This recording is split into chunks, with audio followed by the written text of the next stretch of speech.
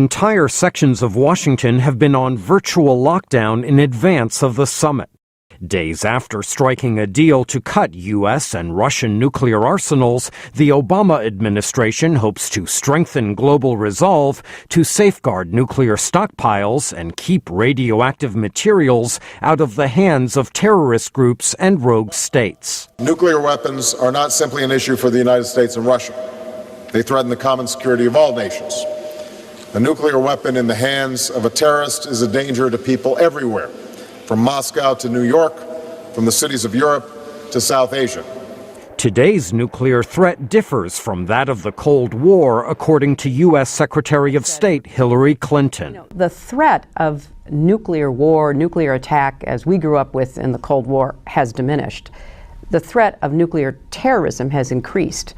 And we want to get the world's attention focused where we think it needs to be with these continuing efforts by al-Qaeda and others to get just enough nuclear material to cause terrible havoc, destruction, and loss of life. Iran, Syria, and North Korea are not taking part in the summit. Pyongyang says its nuclear arsenal is justified given what state-run television calls a U.S. strategy for world domination. As long as the U.S. nuclear threat persists, the Democratic People's Republic of Korea will increase and update nuclear weapons as a deterrent as needed in the future. The DPRK is fully capable of doing so.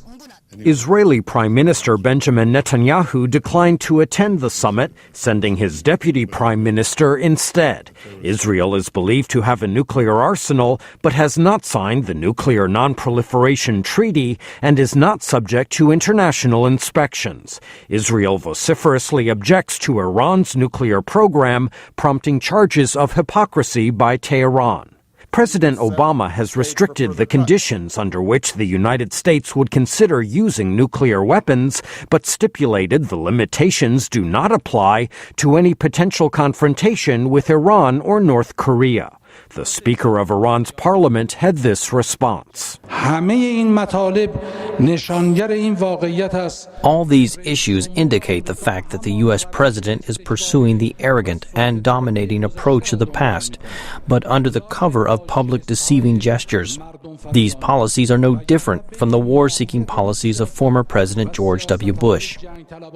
While denying any intention to build atomic weapons, Iran is actively pursuing a nuclear program and upgrading its missile technology.